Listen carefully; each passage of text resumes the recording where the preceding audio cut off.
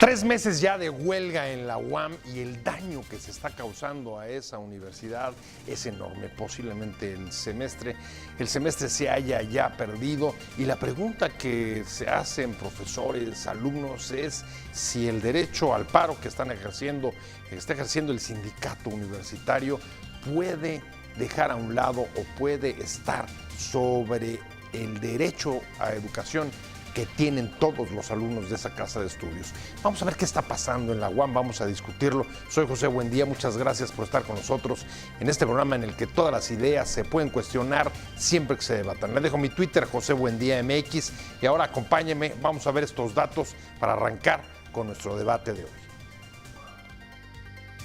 La huelga en la UAM llega a los 90 días y el semestre prácticamente está perdido sin perspectivas de solución al conflicto, pero sobre todo sin claridad sobre los motivos profundos de la radicalidad mostrada en la máxima casa de estudios por los actores involucrados de la autoridad y el sindicato. En la parte visible del conflicto hay una exigencia del sindicato de aumento del 20% a los sueldos, además del pago del 100% de los salarios caídos. Las autoridades ofrecen solo el 3% y el 50% de los últimos casi 3 meses de paro. La semana anterior ocurrió una marcha de estudiantes para exigir el fin de la huelga, pero el sindicato la descalificó al acusar a los alumnos de ser utilizados para romper su paro y estar desinformados. En una encuesta revelada hoy, el resultado indica que la mayoría de profesores y estudiantes están a favor de levantar la huelga. Desde el pasado 22, el sindicato tiene en su poder los documentos con el ofrecimiento de las autoridades, pero hasta ahora no ha respondido y fijado su posición para destrabar el conflicto. En el Congreso se discute una reforma laboral para la libertad y la democracia sindical que modificará las reglas de juego en las relaciones obrero-patronales. Desde antes de su aprobación, la larga paz laboral que gozó el país ha sido sacudida por la irrupción de huelgas y paros en varios sectores. ¿Por qué el sindicato de la UAM no pueden llegar a un acuerdo? ¿Maestros y alumnos deben pagar por el conflicto? En otros países, paros de universidades están regulados con obligación de mantener el servicio. ¿Por qué aquí no? Posiciones. El secretario general del CITUAM, Jorge Dorantes, dijo sobre la marcha de estudiantes que creo que se requiere todavía un tiempo para distender el conflicto, más porque ellos no ceden. Al cumplir 84 días de paro, el secretario general de la UAM, José Antonio de los Reyes Heredia, señaló que esta casa de estudios continúa a la espera de que el sindicato valore las propuestas planteadas y tome la resolución de levantar la huelga. Para la comunidad universitaria, esto es significativo porque hemos llegado a un límite en el que se verá afectado en forma severa todo lo que en el trimestre lectivo realizamos. Más del 90% de los 8,000 académicos y estudiantes que participaron en una consulta en torno a la huelga se pronunciaron por la conclusión inmediata del conflicto laboral. Es una huelga ya absurda porque pone en riesgo a la UAM para este año, dijo el catedrático Pablo Becerra, quien junto con los organizadores de la consulta darán a conocer los resultados finales a las autoridades universitarias. Buen inicio de semana, vamos a hablar de la huelga en la UAM. No es poca cosa, estamos hablando de alrededor de 58,000 alumnos afectados de esa casa de estudios en sus distintos planteles que desde hace 3 meses, junto con académicos, han padecido el paro que tiene cerradas con banderas rojiblancas esa casa de estudios. ¿De qué se trata? ¿Cuál es el problema? ¿Cuáles son las perspectivas? Me da muchísimo gusto que esté conmigo Pablo Javier Becerra. Él es profesor investigador de la UAM y por supuesto ha estado en la organización tanto de las marchas como de la consulta, cuyos resultados se entregaron, entiendo, ahorita ya nos contarás, se entregaron hoy a las autoridades universitarias y entiendo que incluso también al sindicato. Claro, al Me decías que tú fuiste personalmente con los compañeros del sindicato del CITUAM para que recibieran estos datos. Muchas gracias por estar con nosotros. No, gracias por la invitación. Un placer, Pepe, de verdad. Gusto verte. Igualmente. Mariana Benítez, como todos los lunes, un placer tenerte. Querido Pepe, muchas gracias. Colaboradora permanente de este espacio. Usted ya la conoce. Y vamos a arrancar con Pablo Javier para que nos ponga un poco en situación. 3 meses de paro, no es poca cosa. Mariana hace rato recordaba otras huelgas que han sido catastróficas para casas de estudios, como por ejemplo la UNAM, pero en este caso uno se pregunta, Pablo Javier, después de las experiencias que hemos tenido, de los efectos tan negativos para algunas universidades de paros de esta magnitud, ¿por qué sigue sucediendo? Es lo que nos preguntamos todos, estimado Pepe. Buenas noches, Mariana. Nos preguntamos qué es lo que está ocurriendo en la UAM, qué es lo que está ocurriendo en su sindicato. Aquí hay que hacer una breve ubicación. La huelga que hoy tiene cerrada la UAM la mantiene el SITUAM, Sindicato Independiente de Trabajadores de la UAM, que es una de las herencias del sindicalismo universitario de los 70s.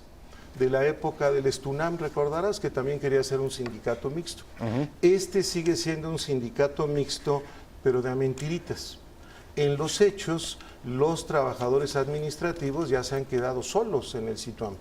Por una razón obvia, incluso muchos de los... mixto significa que ahí estaban representados tanto administrativos y académicos. ¿Todos los académicos han salido? Muchos han salido por una razón obvia. Cuando se fundó el SITUAM a fines de los 70s, te estoy hablando hace más de 40 años, la mayoría de los académicos eran de izquierda, venían del 68, del 71, y tenían el sueño guajiro de un sindicato en donde se reunieran trabajadores administrativos y académicos en igualdad de trabajadores de clase obrera frente a los embates del capital. Esta era la ilusión, la fantasía ideológica que poblaba la cabeza de los impulsores de ese tipo de sindicalismo. Por la vía de hechos, 40 años después, pues la mayoría de los profesores fundadores del SITUAM, una de dos, o ya se murieron, o ya se jubilaron, o estudiaron maestrías, doctorados, ya son abuelos y ya no quieren este tipo de jaleos. Muchos de los que fuimos llegando después a la UAM nos encontramos con ese modelo de sindicalismo. Yo estuve afiliado al SITUAM en una época, pero después de otra huelga loca, la del 2008, me salí. Esa huelga duró 64 días, hace ya 11 años. O sea, fue más corta que la actual. Esa era la más larga en esa época. Así es. Y hoy esta, que casi llega a los 90 días, es la más larga de toda la historia del sindicalismo universitario, porque la huelga larga que recuerda todo el mundo, la del 99, en la UNAM, fue de estudiantes. En esa época eran los estudiantes, en esa época era el CGH, Consejo General de Huelga, que se oponían a aumento de colegiaturas o de inscripción, pero no eran los trabajadores. Yo ya era profesor por asignatura en mi alma mater, en la FES Acatlán, y a nosotros nos pagaron toda esa huelga que duró 9 meses, pero muchos estudiantes tuvieron que salir, pero nos pagaban, pero no había clases porque estaban esos grupos de izquierda de los estudiantes apoderados de las instalaciones.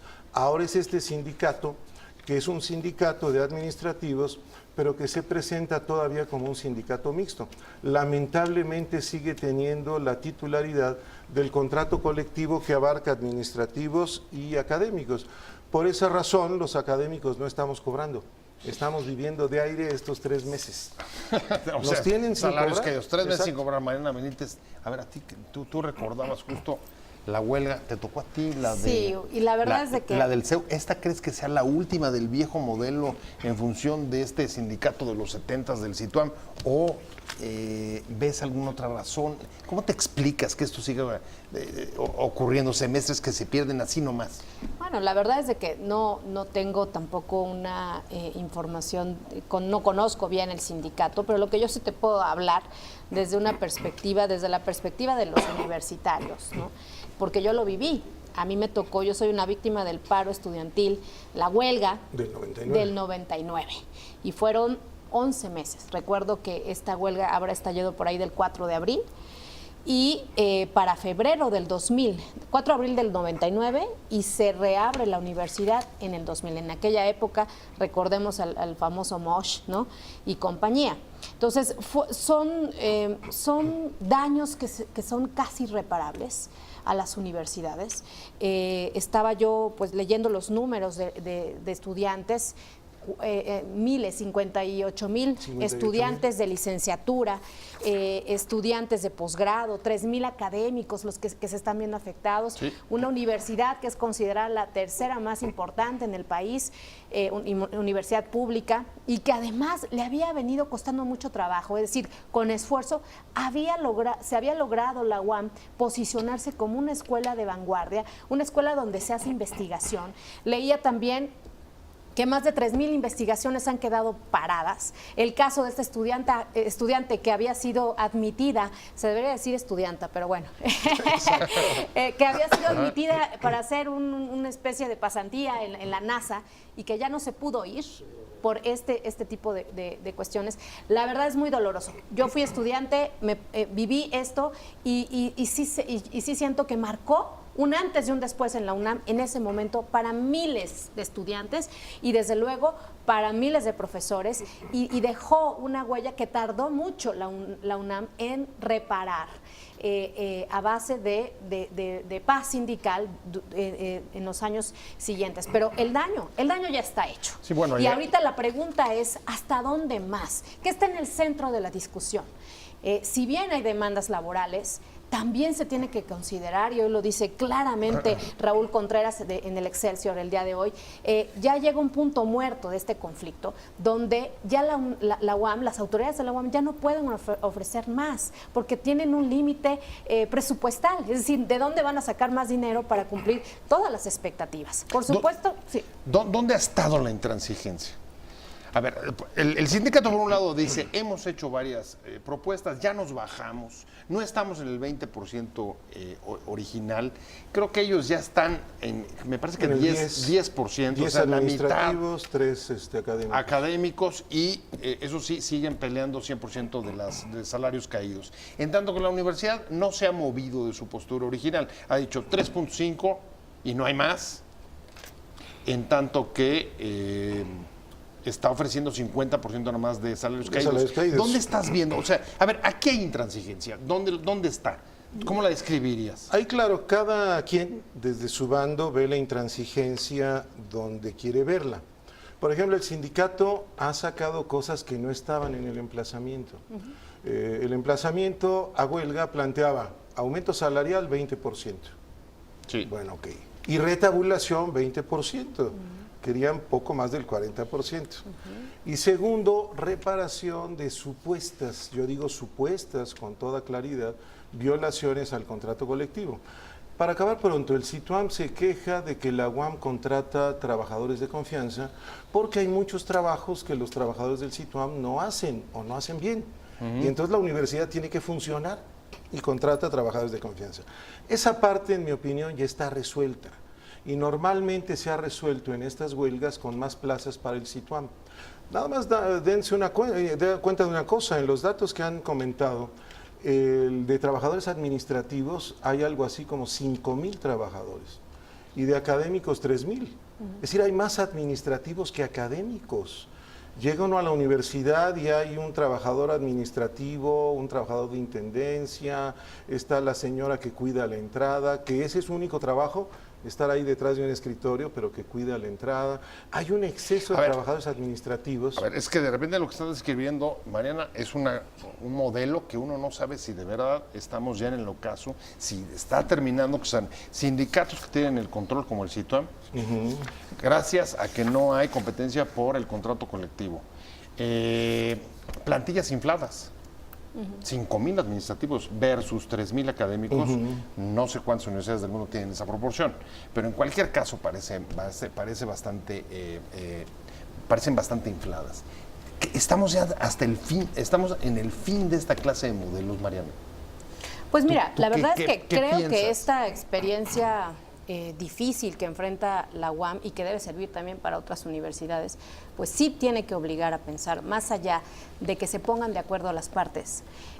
Coincido en que inicialmente fueron ciertas las posturas que las ha mencionado Pablo correctamente, pero en el transcurso de la negociación han surgido otras peticiones y por eso es la postura de decir, bueno, es una bolsa de dinero que tiene la UAM, y que me parece que más del 80% se le va en pagar justamente esta estructura administrativa, ¿no? Nómina.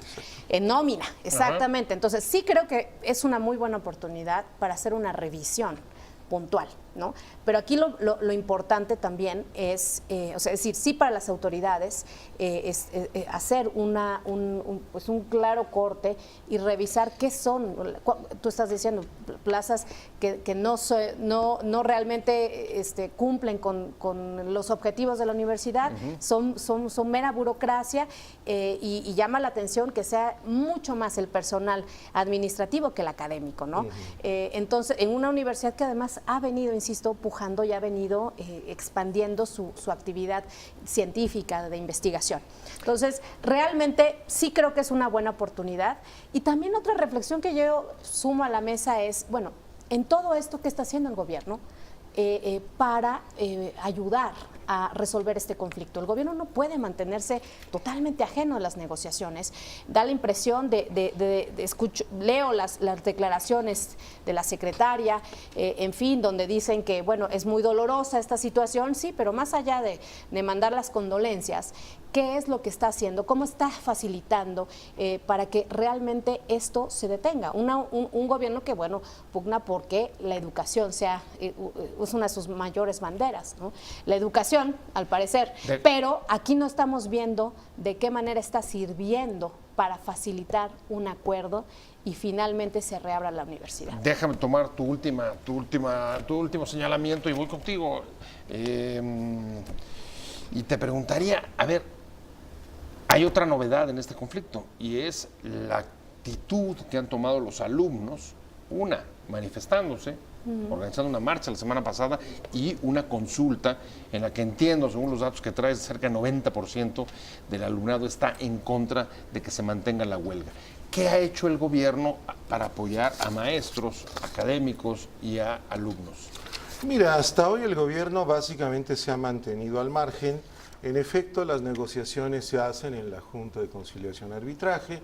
Supuestamente la Secretaría del Trabajo ha estado haciendo conminaciones a las partes. La Secretaria del Trabajo ha planteado que es necesario ya resolver esto. Pero el problema central es que me parece a mí que la intransigencia viene del lado del CITUAM. Porque por lo que te estaba comentando, que no alcancé a terminar la idea, el problema central es que el CITUAM dice, a ver, traemos el retraso de salarios de todo el periodo neoliberal. Ahora que está de moda decir que el neoliberalismo ya acabó. En los hechos no ha acabado. Hoy estamos viviendo una especie de neoliberalismo populista o un populismo neoliberal. Ahorita te completo 30 la idea. años, o sea, 30 años de salarios retrasados. Ellos dicen eso, pero dice. para retomar lo que decía Mariana, el asunto es que la UAM tiene uno de los contratos colectivos más caros. Les doy un ejemplo. En la mayoría del sector público, el gasto de seguros médicos mayores es para los mandos medios y superiores. En la UAM tiene seguro de gastos médicos mayores el trabajador de intendencia, el trabajador administrativo, el profesor y el rector. O sea, es casi generalizado. Tan solo ese seguro de gastos médicos mayores cuesta un ojo de la cara, porque además este año ya el gobierno dejó de financiarlo y lo está financiando única y exclusivamente la UAM. Yo lo que he sostenido, y se lo sostengo así a quien quiera, es la idea de que el CITUAM está tratando de matar a la gallina de los huevos de oro. Los trabajadores del CITUAM tienen un trabajo seguro, prestaciones aseguradas, tenemos ISSSTE, seguro de gastos médicos mayores, antigüedad, etcétera, y sin embargo hoy están pidiendo algo casi imposible. Ahora, el argumento de ellos es que mira, si se bajan el sueldo ustedes, los profesores que ganan mucho o los administrativos o los funcionarios que ganan mucho, ya nos pueden dar a nosotros. Pero es una demanda falsa, porque eso no estaba en el emplazamiento a huelga. Nadie puede emplazar a huelga diciendo, auméntame el sueldo y para aumentármelo quiero que se lo bajen todos los funcionarios directivos de la dependencia. No se puede. En esas estamos. Pues una de las primeras huelgas pesadas, fuertes en el actual gobierno, por supuesto en el marco de una reforma laboral profunda que va a cambiar las reglas del juego obrero patronero, y también leyes de austeridad, que ahí están a punto de aprobarse. Regreso en Opiniones Encontradas, estamos hablando de la huelga en la UAM, estamos hablando con Pablo Javier Becerra, profesor investigador, además uno de los organizadores de la marcha la semana pasada, de la consulta que hoy presentaron los datos. Mariana Benítez, me quedé contigo. Y a ver, antes de irnos a corte, nos quedamos a ver cómo tratar de entender, digamos, este punto muerto que tú has relatado de las negociaciones, en un contexto en el que, por supuesto, es la primera gran huelga que tiene que enfrentar el gobierno de López Obrador, por lo menos una de las más visibles, de las más notorias, pero además con propuestas muy radicalizadas que no estabas viendo, bueno, que no habías visto en los últimos años y que tampoco estás viendo en otros sectores. Y yo pienso, ahí están, por ejemplo, demandas que tienen que ver con recuperen los salarios de los últimos 30 años de neoliberalismo, como decía Pablo Javier, pero al mismo tiempo también está la ley de austeridad, que los maestros se bajen los sueldos para que nos alcance a todos, y pues este asunto de las expectativas que pudo haber levantado el incremento del salario mínimo. ¿Tú crees que estén incidiendo o es simplemente un movimiento aislado y local del Situam? No, desde luego me parece que la narrativa de este nuevo gobierno ha estado permeando en distintos ámbitos.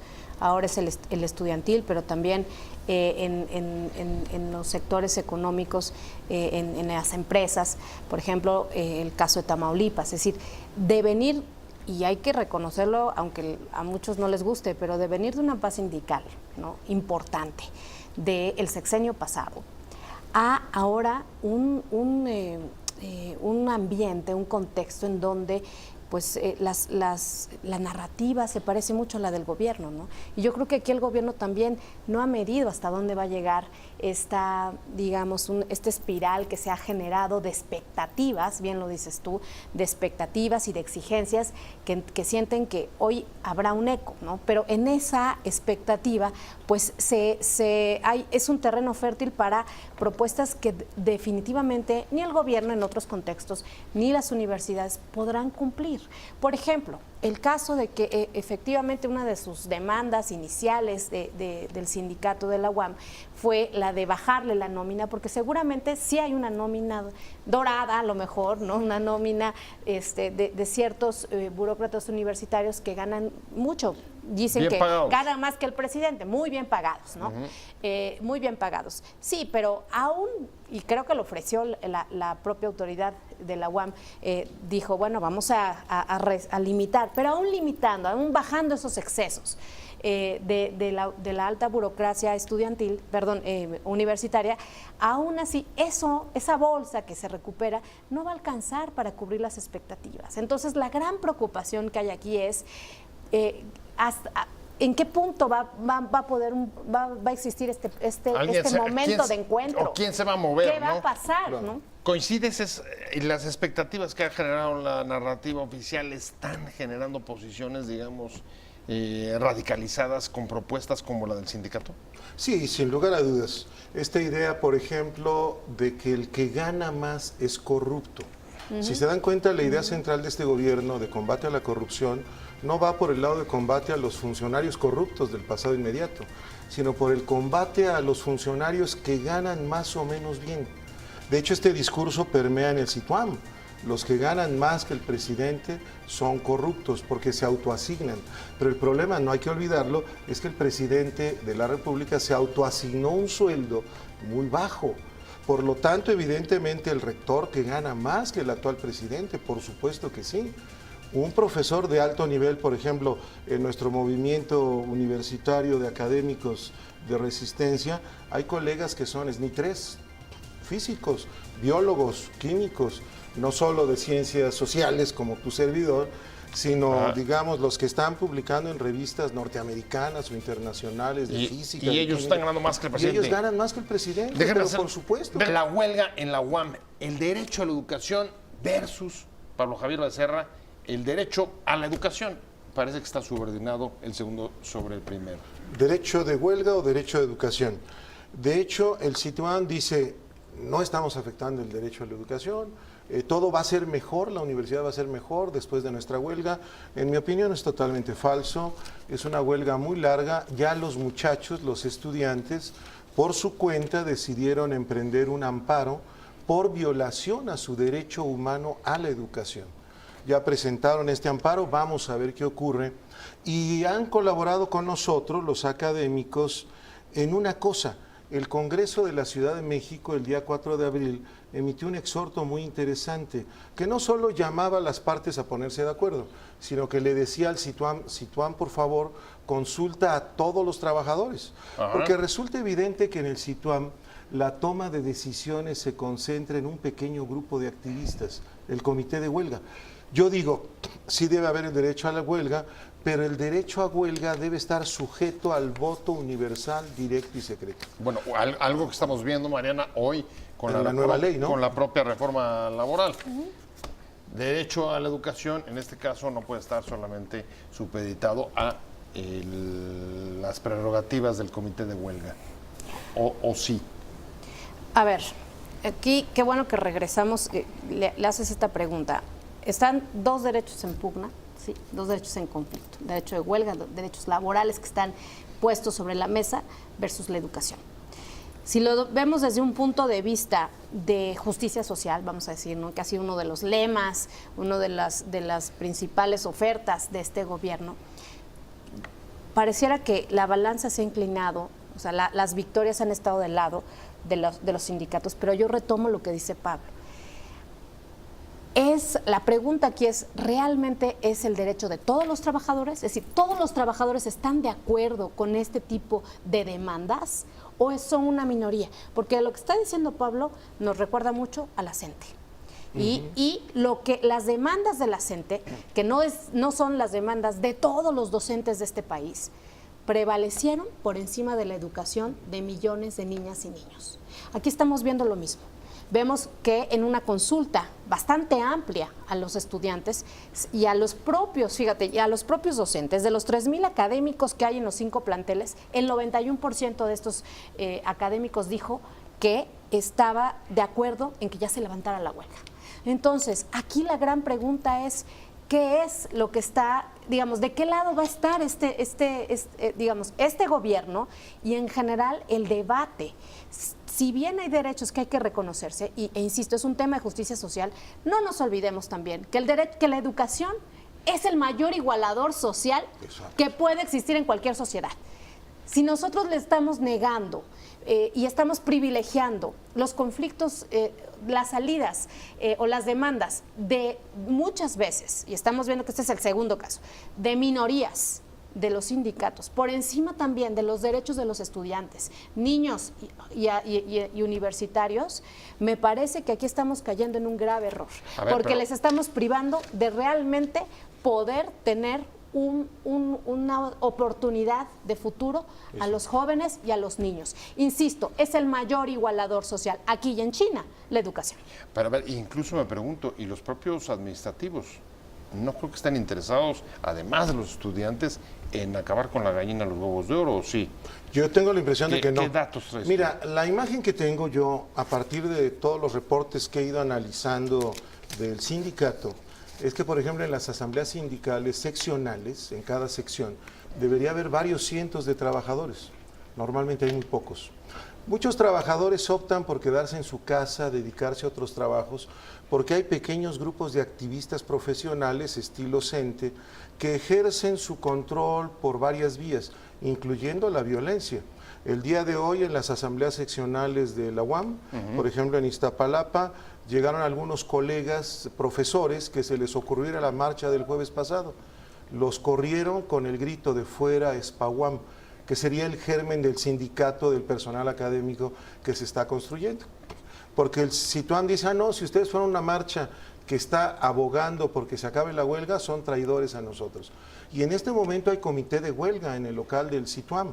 Y el clima que se vive en comité de huelga es de una violencia impresionante.